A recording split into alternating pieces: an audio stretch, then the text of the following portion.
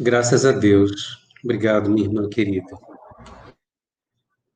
Irmãos em Cristo, irmãos em Kardec, que a paz e a graça de nosso Senhor Jesus Cristo seja conosco em nossos corações, em nossas ambiências familiares, em nosso país, em nossa amada terra, nos irmanando em nossos corações em direção a Deus, nosso Pai.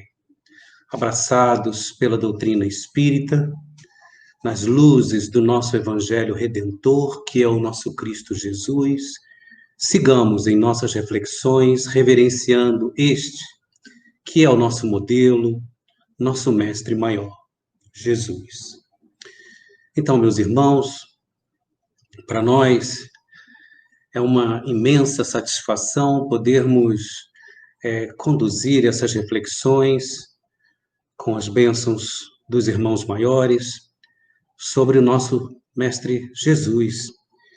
E estes tempos, né, são os tempos que nos levam a estas reflexões, porque o Natal se aproxima e é a época em que a humanidade se volta para as memórias do Cristo. Desafortunadamente, deveríamos estar com essas memórias sempre firmes, vívidas em nossos corações, em todos os instantes de nossa vida, seja a nossa vida na carne ou fora dela, não é?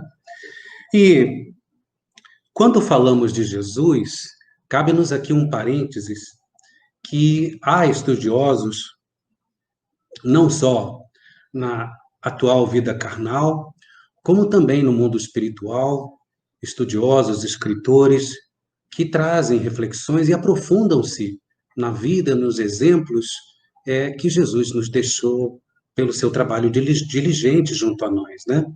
Então, em um desses estudiosos, uma dessas, né, é a Amália Rodrigues, professora, educadora, né, poetisa, teatróloga, mulher de intelecto, catedrática, que, por Divaldo Franco, continuou nos trazendo memórias da vivência de Jesus aqui na Terra conosco.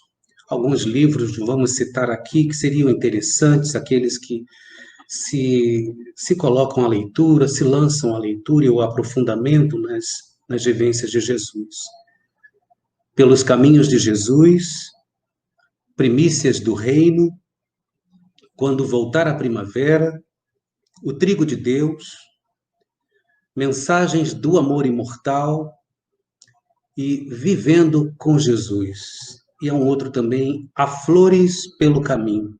São 7 obras da psicografia de Divaldo, em que Amélia Rodrigues ela desenha o cenário, ela pinta o cenário da vivência de Jesus com muita clareza, com muita maestria e com muita sensibilidade. São textos de muita emoção e em que nos ligam muito a Jesus quando nós nos colocamos à leitura, né? Então, aqueles que tiverem interesse, né, ou então colocando na internet Amélia Rodrigues, aparecerão essas obras para serem degustadas, né? Bem, como o texto do nosso irmão Francisco Nicolau, o título é Jesus e a Misericórdia, mas deveria ser Jesus é a Misericórdia, por razões muito óbvias, né?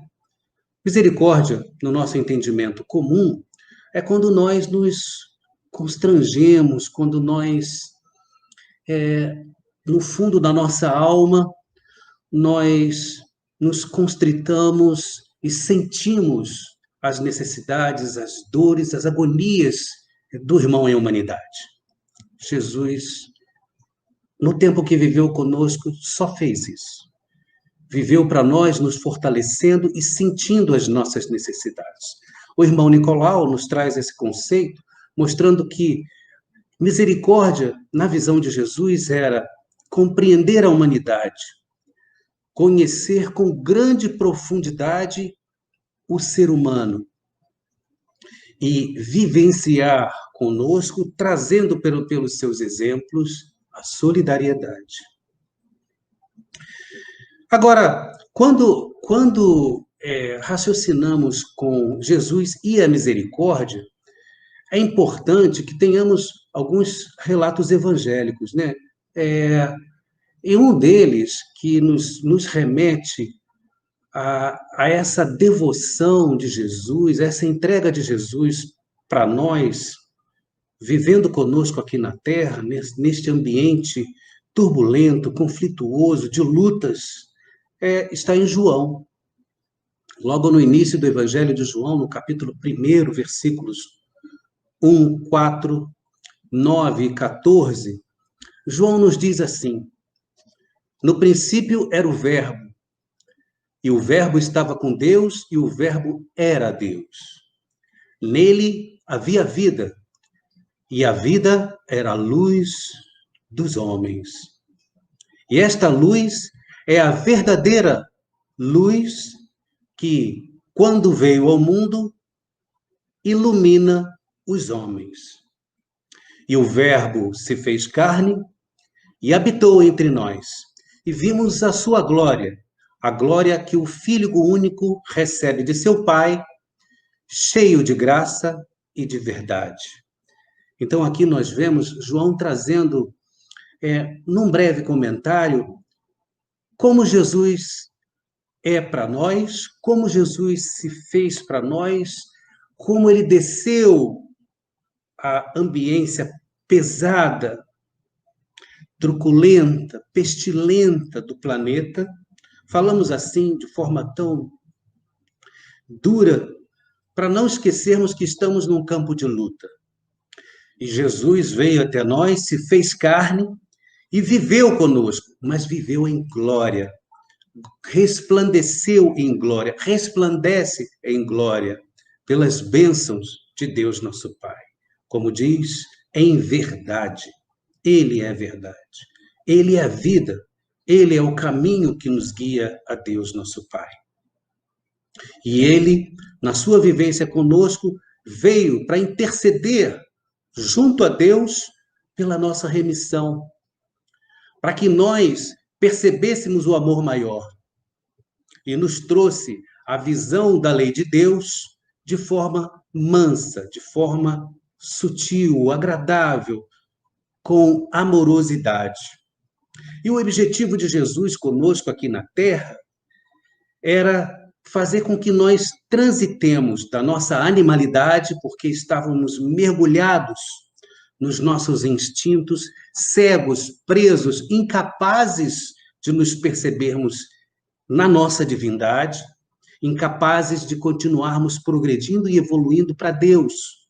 E ele sentiu essa necessidade de estar junto a nós e baixou, dizemos baixou porque baixou a sua densidade espiritual, baixou a sua vibração para poder encarnar num corpo físico que mal conseguia sustentar a vibração do seu amor por nós, tanto que quando ele refletia, fazia suas meditações, suava sangue. Há registros nos evangelhos sobre isso, né? Porque o seu corpo não suportava a intensidade do seu amor, o corpo frágil de carne, que para nós é um corpo forte, né? Para nós nos sustentarmos aqui na Terra, porque a nossa vibração é compatível. E aí Jesus viveu entre nós, encarnou, e vimos a sua glória. Mas alguns escarnecemos dele, rimos, duvidamos, chacoteamos, não acreditamos, como há ainda entre os humanos da Terra, aqueles de nós que ainda não acreditam. E com isso, Jesus nos deixou duas causas de luta neste mundo. A causa cristã e a causa evangélico-espírita. Pela causa cristã que nos veio na segunda revelação, ele nos trouxe, disse que não veio destruir a lei, mas dar-lhe cumprimento em toda a sua suavidade e plenitude. Ele nos traz a lei de amor, mostrando-nos que temos que nos empenhar em amarmos-nos uns aos outros, amarmos a nós mesmos, para que assim amemos ao Pai em plenitude.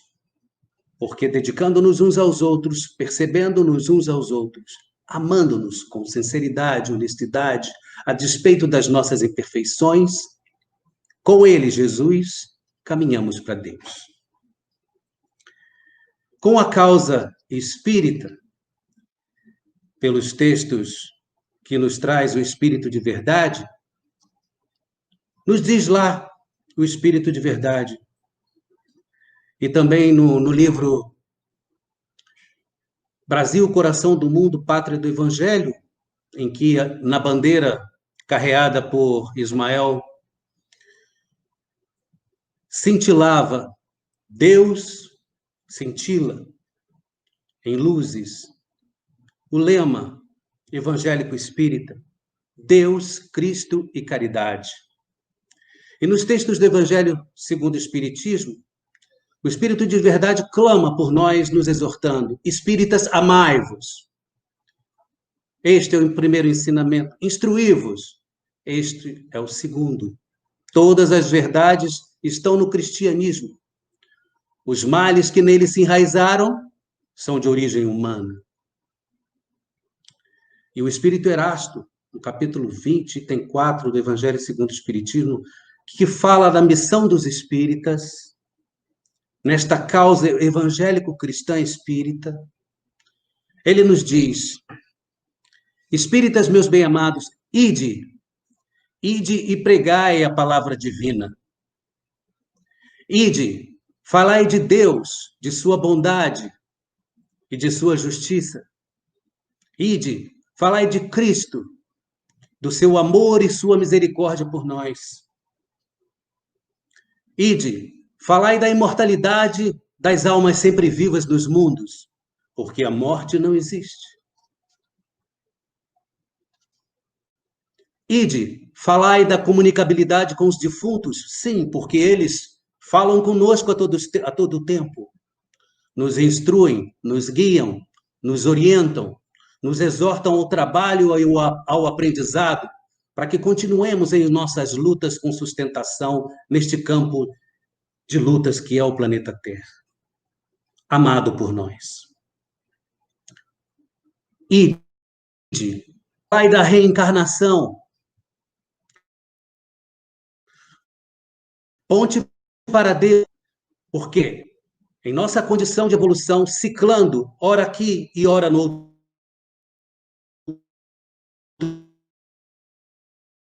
mundo maior, no mundo maior, amealhando as percepções de Deus mais vivas em nós. Amemo-nos. Cultuemos a lei de reencarnação. Falai, espíritas, das moradas do Pai,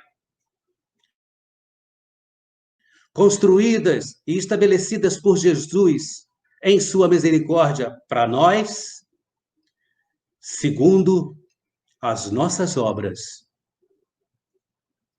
E aí, irmãos, este é o maior empenho de Jesus para conosco. Esta é a sua missão junto a nós. Que nos empenhamos na causa cristã e que nos empenhemos na causa evangélico-espírita. E aí é importante para nós também que busquemos nos evangelhos reflexões em torno do que é perdoar, porque o exercício maior de misericórdia é o perdão.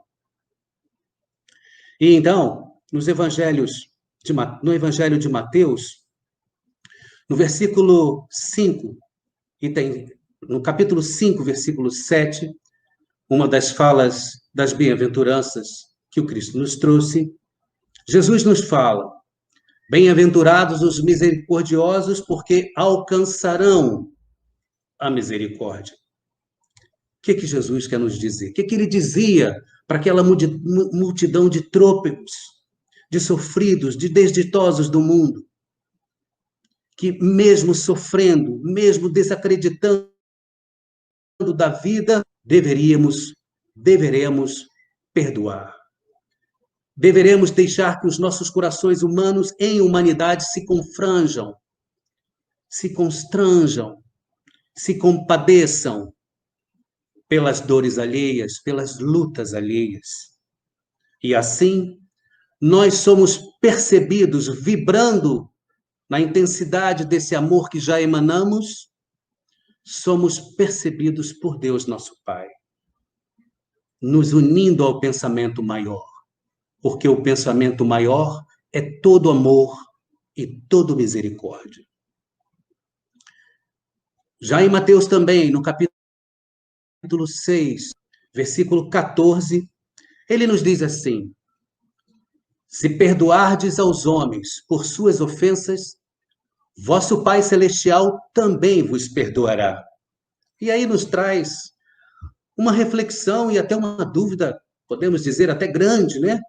Mas Deus coloca uma condição para nós, para que nós sejamos perdoados por Ele. Então, se eu não perdoar, eu não sou perdoado por Ele? É isso que Jesus quer dizer?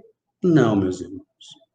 Jesus mostrava que em perdoando, ou seja, no exercício do perdão, nós alcançamos a misericórdia divina.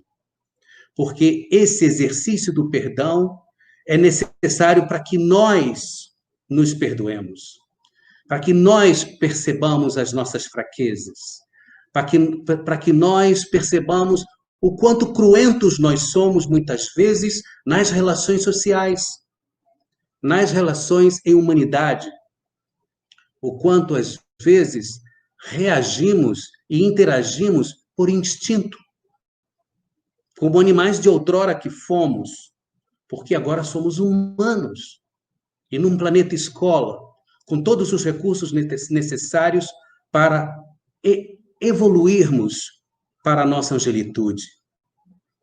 Então, irmãos, é caminho para Deus, com Jesus, o perdão.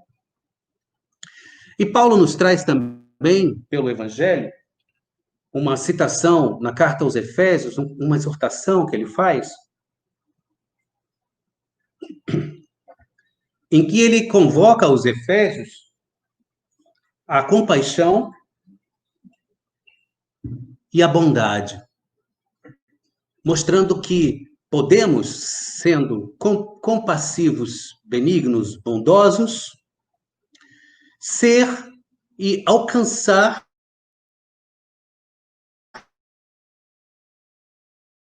o entendimento que Jesus obteve de Deus a nossa redenção, a nossa percepção do amor, porque a nossa redenção é a nossa percepção da vivência em amor, que nós já conseguimos fazer, com as nossas limitações, obviamente, mas nós já conseguimos fazer. Então, Paulo diz assim aos Efésios: sede, pois, vós outros benignos, compassivos, perdoando-vos uns aos outros, como também Deus vos perdoou em Cristo nosso Senhor. Paulo mostra aqui como Cristo interagiu nas culminâncias com o Pai, buscando e ainda busca a nossa redenção, o perdão de nossas faltas, a misericórdia por nós. Então, com esse entendimento dos evangelhos, nós percebemos aí como é o trabalho de Jesus e a misericórdia, porque Jesus é pleno de amor, é nosso Pai. Jesus se faz conosco por misericórdia com Deus nosso Pai, caminhando conosco, trilhando conosco cada instante de nossas vidas, cada projeto, cada intenção, cada pensamento, cada desejo, cada erro, cada conquista, Ele está caminhando conosco. Ele e os seus emissários de luz. E aí o nosso objetivo aqui, então, é reconhecer a misericórdia que Jesus tem por nós, ofertando-se diligente sempre por sua devoção, por seu devotamento e por sua abnegação, só tem um objetivo: que é a remissão das nossas faltas, que é que nós nos reconheçamos em humanidade, que nós nos perdoemos, que nós sejamos misericordiosos, compassivos uns para com os outros, que vivamos em humanidade, mas na expressão maior da nossa humanidade, que é o amor, a nossa divindade, a consciência de que somos filhos de Deus. Isso que Jesus trabalha conosco a todo o tempo, desde quando se fez presente até os dias de hoje, e como ele mesmo diz, lá em Mateus, a consumação dos séculos. Então, meus irmãos, nós aproveitamos nessa reflexão aqui do nosso irmão Nicolau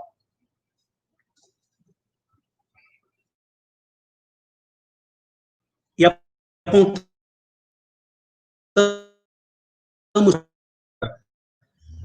ficaram no texto que ele nos trouxe, que são a compaixão, ou seja, essas três ideias estão imersas, mescladas no conceito de misericórdia vivido por Jesus conosco a todo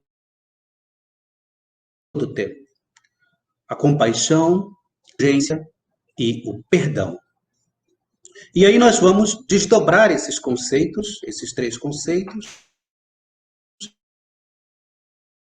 falando um pouco da ação conosco em misericórdia, tratando ou desenvolvendo com naturalidade e buscando que nós hajamos e nos comportemos com naturalidade nesses três conceitos. Kardec pergunta, já que a bandeira do nosso irmão Ismael cintila Deus, Cristo e caridade, este é o lema espírita, evangélico espírita, né? Principalmente aqui na Pátria do Cruzeiro. E Kardec perguntou aos espíritos, na questão 886, como seria para nós entendermos a caridade segundo Jesus.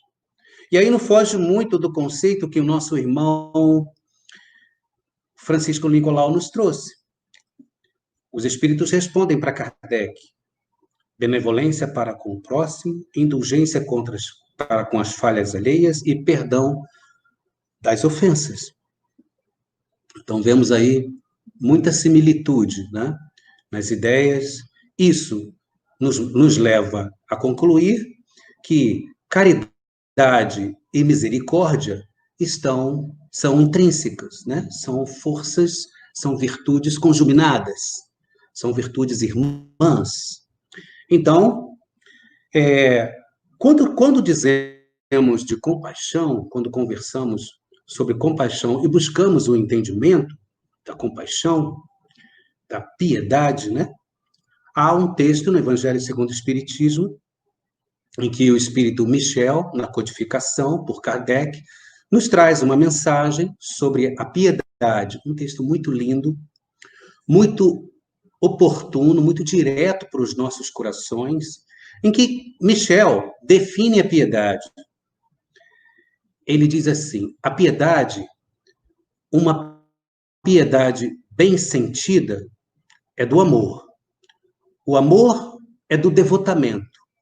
E o devotamento é o esquecimento de si mesmo. É uma abnegação em torno do nosso próximo, em torno dos infelizes do mundo, como viveu o nosso mestre e como pregou em sua doutrina. Então, Michel, ele nos traz um conceito assim bem claro, né, do que seja a compaixão, a piedade, e mostra, ele fala que a piedade brota das nossas entranhas, que a piedade nasce do infortúnio do outro. Olha só. E ele fala: não fiquem preocupados, porque precisamos que o outro sofra para que sejamos piedosos, porque senão nós não enxergamos a piedade, não vivenciamos a piedade, porque somos indiferentes ainda no bem. A maioria de nós passa ao largo, né? Como o sacerdote, como o levita, em relação ao samaritano.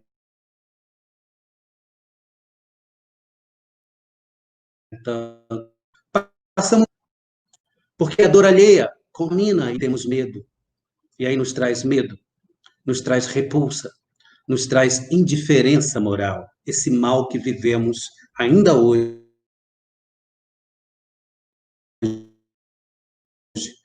com muita intensidade do planeta Terra. Então, quando percebemos esse conceito do irmão Michel sobre a compaixão, sobre a piedade, notamos aí duas virtudes que ele nos traz com muita clareza: o devotamento desdobrado do amor e a abnegação, também numa derivação do amor. E estas duas virtudes eram sinalizadoras de Jesus por onde ele passava: devoção e abnegação. Tanto que no Evangelho segundo o Espiritismo, no capítulo 6, item 7, em que Jesus conversa conosco, né, o Espírito de Verdade, nos trazendo a mensagem dele, ele diz assim: eu sou o grande médico das almas e venho vos trazer o remédio que as deve curar. Os fracos, os doentes e os sofredores são meus filhos prediletos e venho salvá-los. Então mostra aqui a devoção, o sentimento da necessidade, da dor, como diz o irmão Nicolau, né?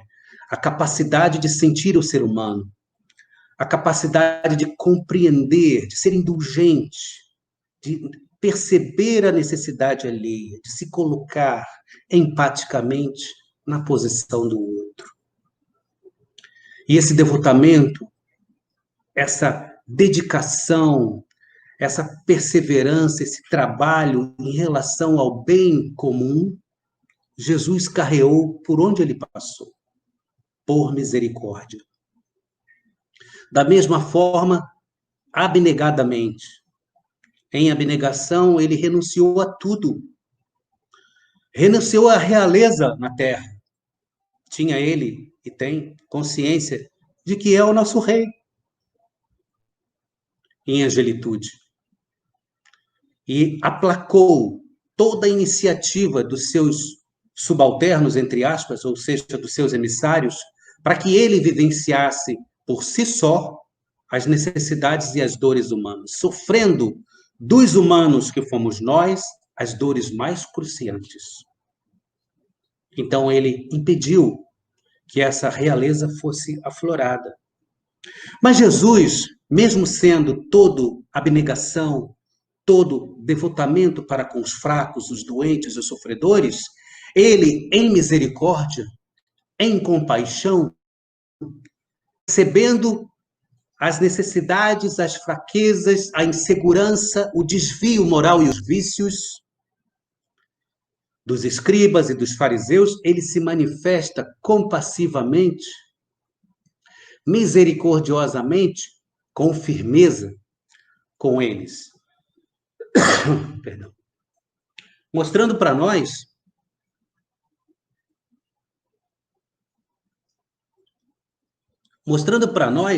que ser compassivo não é ser só devotado ou abnegado. Ser compassivo é também ser firme, ser proativo, ser definido em suas posições. Jesus é assim. Jesus foi assim com os escribas e os fariseus. Leiam lá, Mateus, capítulo 23, versículos 1 a 39. João, capítulo 8, versículos 12 a 59. No diálogo de Jesus com os escribas e os fariseus. No primeiro, ele se mostra impactante, confrontando as posições equivocadas e desviadas da lei mosaica, dos escribas e fariseus. E no segundo, em João, ele se mostra como filho de Deus, assumindo a sua condição do primogênito do Pai. E é questionado e ele é firme. Tanto que ele diz lá, alguns quando acreditam nele, né? Alguns deles nessa conversa acreditam. E lá no versículo 8, 31, 32, ele diz: se permanecerdes nas minhas palavras, serão reconhecidos como os meus discípulos, e conhecereis a verdade, e a verdade vos libertará. Ele está dizendo isso para nós, para os escribas e fariseus da época. Então, meus irmãos, temos também que, em momentos de compaixão, sermos firmes. Dizer não também é amar, como dizer sim também. Por isso Jesus nos disse lá no capítulo 5 de Mateus, versículo 37, que a sua palavra seja sim se é sim e não se é não. Nunca há dúvida. A dúvida nos deriva para o mal. A dúvida nos deriva para o erro. E aí, a outra questão que nós temos que observar nessa firmeza de Jesus é o combate aí, como diz o Espírito de Verdade, também no capítulo 6, item 7 do Evangelho segundo o Espiritismo, é combater a impiedade, ou seja, aqueles que negam a sua capacidade de serem compassivos e piedosos, ignorando ou sendo indiferentes às dores do mundo. Combater a mentira. Devemos ser honestos com as criaturas com as quais convivemos e, sobretudo, sinceros e honestos conosco mesmos. Por isso que nós não conseguimos enganar, nós. E devemos, sobretudo, exaltar Deus, nosso Pai, mostrando que Ele está presente em nossas vidas e que nunca devemos perder a confiança em Deus, a fé. Então, combatamos a incredulidade. Falemos de Jesus. Não nos esqueçamos do nosso compromisso evangélico, cristão, espírita. E aí, migramos em seguida para o outro conceito que o nosso irmão Francisco Nicolau nos traz, dentro do entendimento da misericórdia, que é a indulgência.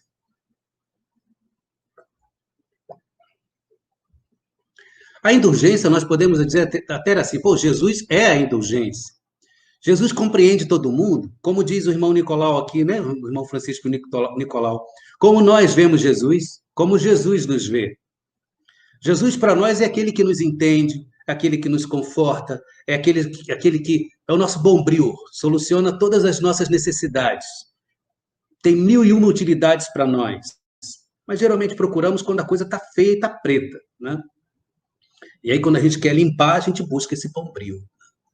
Me desculpem aqui um exemplo muito prático, né, e comum, mas é a nossa realidade. É quando lembramos dele. E como ele nos vê? Ele nos vê como aprendizes. Ele nos vê como criaturas reencarnantes imperfeitas em evolução. Desde que abraçou a Terra quando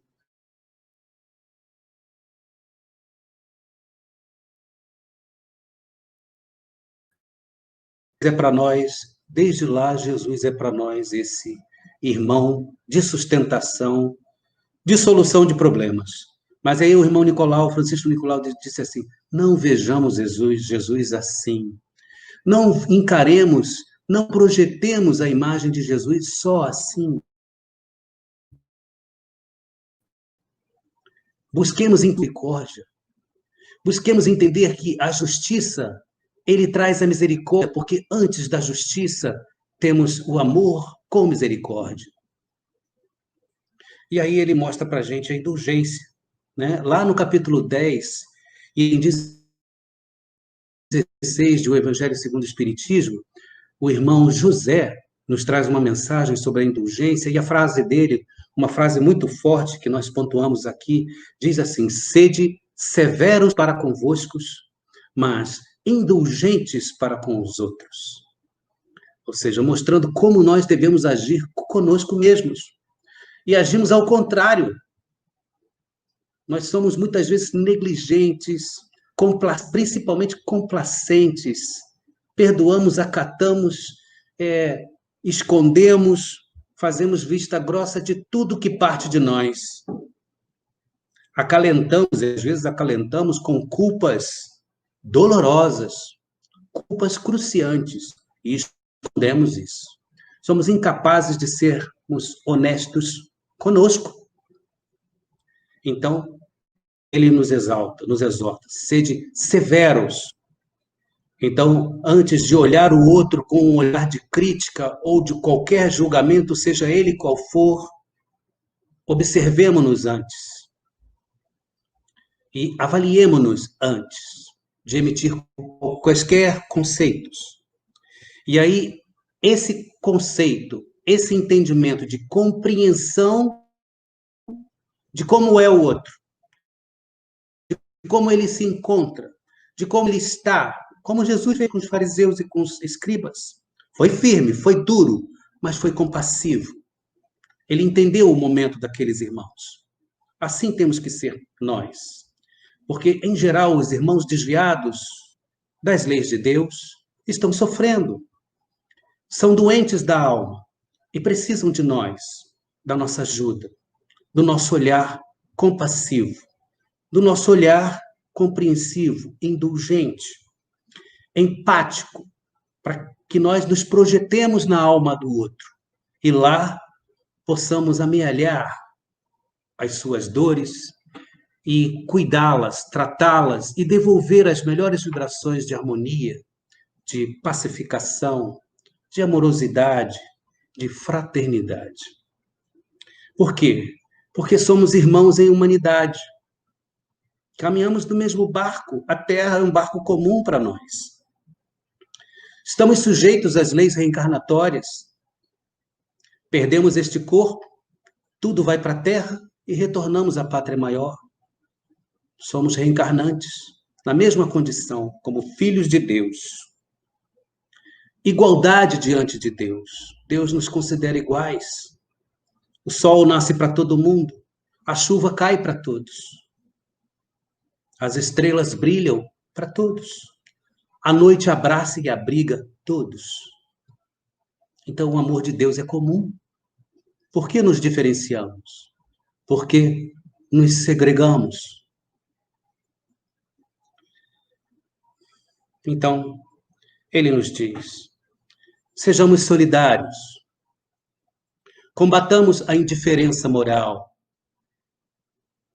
busquemos as diferenças quando essas diferenças forem para exaltar o bem e para conseguir o bem comum, alcançar o bem comum. Assim poderemos exaltar as diferenças, entender e buscar as diferenças em profissionalismo, em habilidades, em inteligibilidade, em emotividade, em mediunidade. Aí sim, para exaltar o bem e para conquistar o bem-estar comum, o bem geral, exaltemos as diferenças, sempre sendo indulgentes.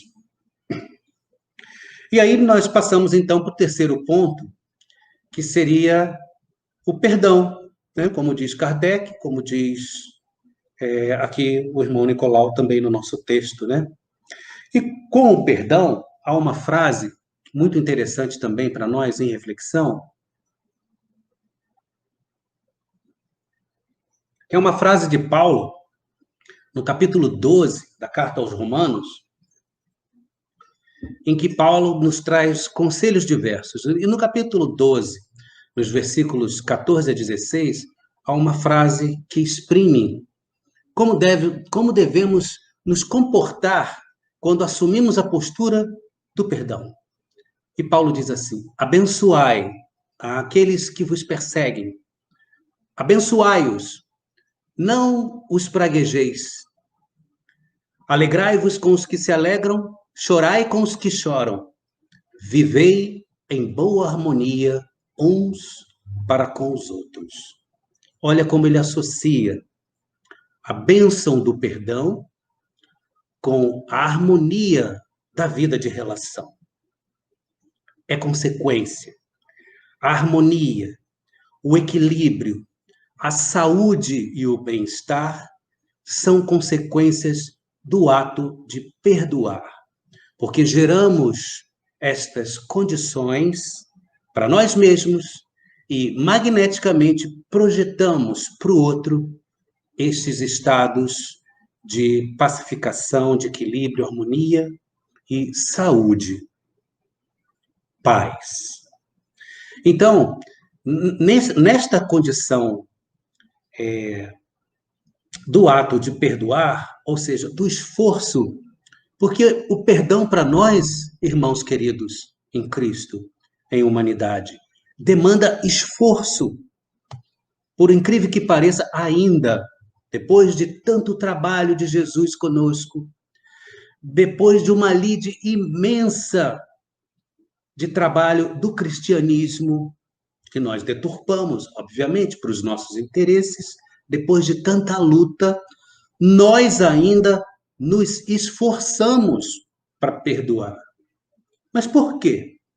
Porque para perdoar, nós temos que olhar para nós e nos reconhecermos em nossas fraquezas, nos reconhecermos em nossos vícios, nos reconhecermos em nossas paixões, nos reconhecermos em nossas fragilidades, em exaltar esses vícios, essas fraquezas, porque demanda ainda de nós autocontrole, autoconhecimento, para que nós possamos, na vida de relação, porque precisamos do próximo para nos identificarmos, o próximo nos é espelho de vida, sem ele nós não nos conhecemos. Embora chegando aqui neste mundo sós e retornando para a pátria maior sós, em individualidade, não progredimos sem o irmão de caminhada. Então, necessitamos dele para que possamos nos espelhar nele e percebermos como somos. E aí, nos identificando, né, nessa busca, nessa perseverança, né, nesse esforço, nos identificando, aceitando em humildade quem somos e como somos, reconhecendo-nos com honestidade, com sinceridade conosco mesmos, aí nós somos capazes de exercer o perdão. Como? Acolhendo o outro em seus ataques, quando nos fustigam em nossas fraquezas mais íntimas, exaltando de nós o ódio, a cólera, as vibrações daninhas da raiva, da mágoa, do ressentimento. Quando nós fazemos o esforço de nos conhecermos, somos capazes de, com indulgência, nos projetarmos para o outro e abraçarmos a sua realidade humana e acolhê-lo. Quando nós acolhemos o irmão, nós assimilamos todas essas vibrações de luta e de dor íntimas. E aí vibramos para ele o melhor de nós, em benignidade, em benevolência, no bem, no bom. Como diz Baltazar, no livro Pela Graça Infinita de Deus, do capítulo que trata do poder fluídico do perdão, mostrando que nós, quando perdoamos, acolhemos desta forma, com consciência, nós criamos em torno de nós uma carapaça fluídico-magnética de proteção. A carapaça que Jesus tinha em torno dele, que na realidade é a nossa aura, né? E a dele tinha uma projeção muito grande, e quando é tocada, ele diz: alguém tirou de mim uma virtude. E é assim que acontece quando acolhemos o irmão que nos ofende, o irmão que nos agride, o irmão que nos fustiga em nossa intimidade, o irmão que não nos respeita em nossos direitos.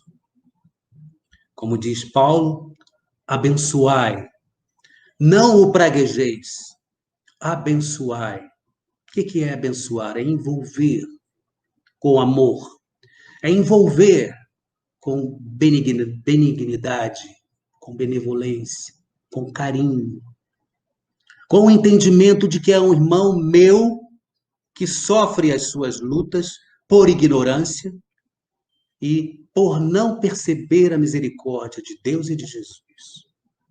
E aí vibramos o melhor de nós, estando protegidos, porque estamos irradiando o bem, e levando a esse irmão o nosso melhor de nós, benignidade. E aí nós o abençoamos, nós o favorecemos quando o abençoamos com o melhor de nós. Então, esta é a postura a ser adotada quando exercemos o perdão, que para nós ainda demanda, desafortunadamente, em nossos momentos aqui na Terra, ainda demanda muito esforço.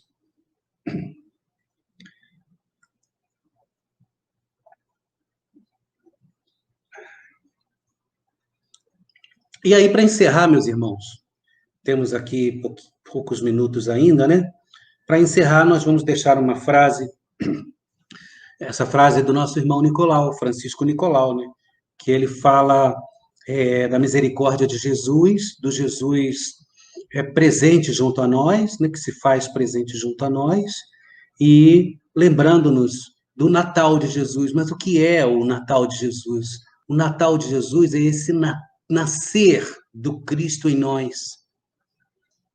O Cristo todo ano nasce em nós, de novo, nestas ambiências e nestes tempos natalinos, das festividades em famílias. Todo ano ele nasce, mas o irmão Nicolau mostra que devemos buscar esse Natal todos os dias. Então ele diz assim, que esta doce, que esta bendita misericórdia que Jesus Cristo tem por todos nós, permaneça conosco todos os dias, até o Natal de Jesus, ou seja, até que ele floresça, resplandeça em nossos corações de forma perene, que o sintamos, que vivenciemos com ele todos os dias, como ele diz para nós. Eis que estarei convosco todos os dias, até a consumação dos séculos. Graças a Deus.